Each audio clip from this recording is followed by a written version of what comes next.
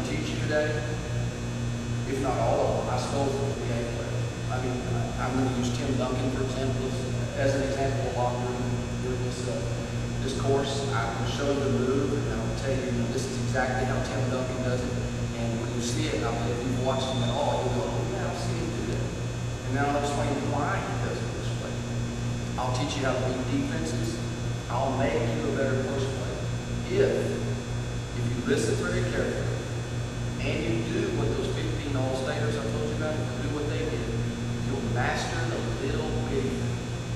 So if you listen carefully, the thing I want you to understand is in post play, you have to have a foundation.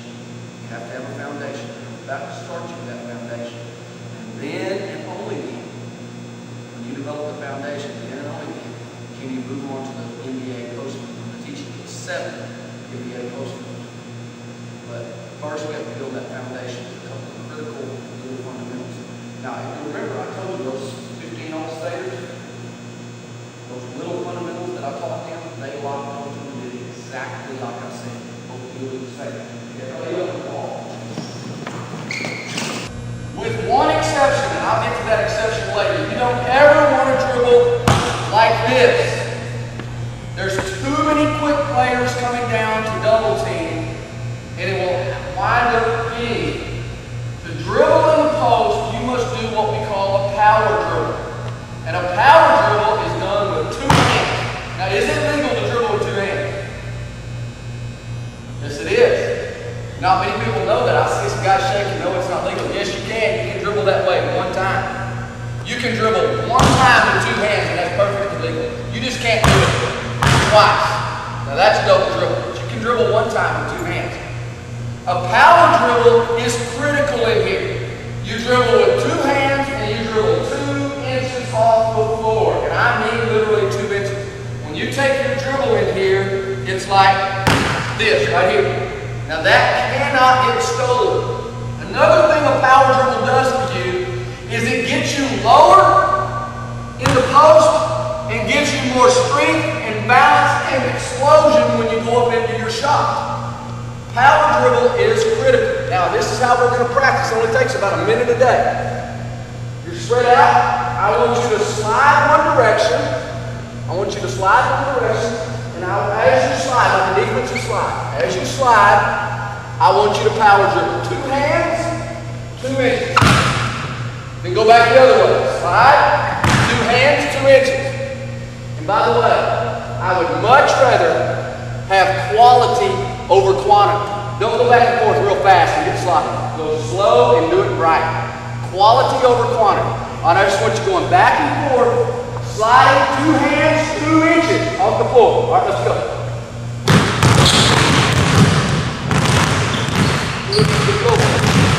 Get lower.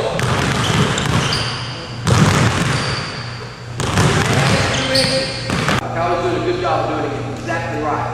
Okay, now, again, this stuff is so important. I know, y'all, this is the plain vanilla stuff, and we're going to get to the banana split later. The fun stuff, right? All the post moves. Right now, you've got to get this stuff down. Now, you have to have this fundamental too in the post. When you catch a pass, and you can do that with spin back, it's like catching a post beat. The first thing you have to do in this day and age is chin it. Man, when I got into coaching, and Coach Youngblood and I became head coaches about 20 years ago, you couldn't touch a guy in the post. It was a foul. Now they can almost love you. You have to protect the ball now. So, the next thing I want you to do is spin back, and when you get the ball, I want you to chin it. That is critical. Get those elbows out. Man, and if you don't think this stuff isn't important, just watch Tim Duncan. He is a walking book of fundamentals. He does that every time. So chin it, then slide, power dribble, and chin it again. Chin, dribble, chin. Chin, dribble, chin. I do this 1 minute a day with my post players every single day. Chin, dribble, drink, chin. All right, let's do that. Chin, dribble, chin. You've got to chin it these days. They will come in, grab a power fake. Now, this is terminology. Some of this terminology is going to be different from mine and Coach Youngblood's, but in our system that we use, A shot fake is what we do out here.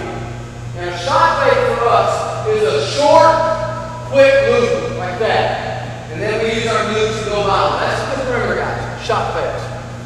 A shot fake is a completely different animal than a power fake. A power fake is what we do down here in the paint close to the ring. And again, it's critical for you guys. Because, again, in this day and age, players love to block shots. They love to block shots. If you develop a good power fake, you will score points. And that's not going to change. Players look, because you know when a player blocks a shot, what does everybody in this side of the stands do? Boo and all. Even if the ball's out of bounds, it's your ball again. They act like they just won the state championship. It's ridiculous.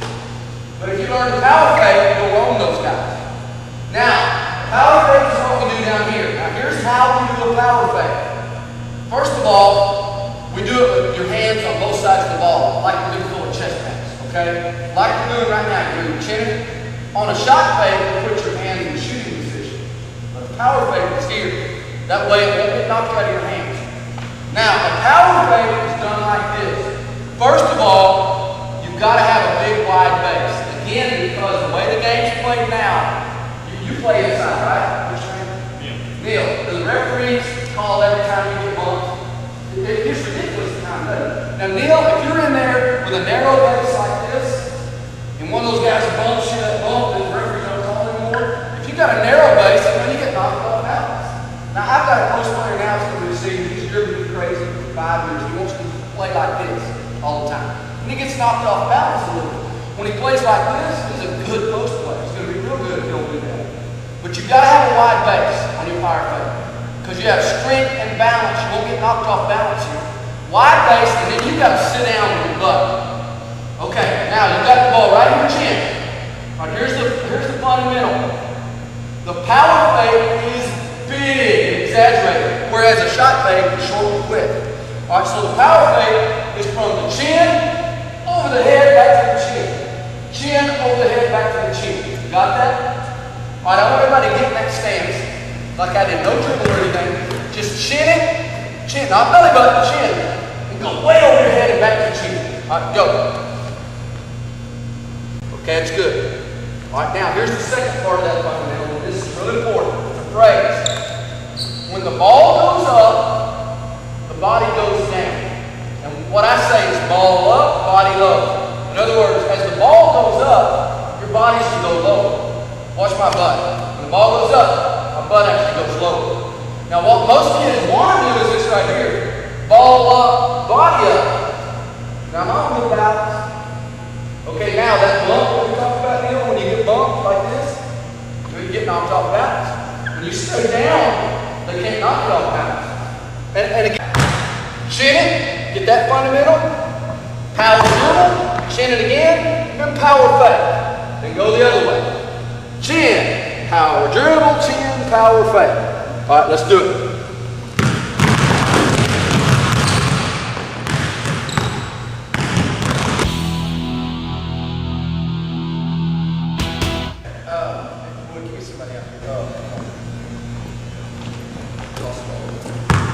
Okay, now the way I teach post play, there is one shot that you have to master. You have to master it. If you'll master this shot, everything else, you know, I told you I was going to teach you 7 NBA post moves. If you master this one shot, all 7 of those post moves come into place, or they fall into place. Does that make sense? But this, again, we're talking about foundation. This is the foundation shot of our post game. And that is this.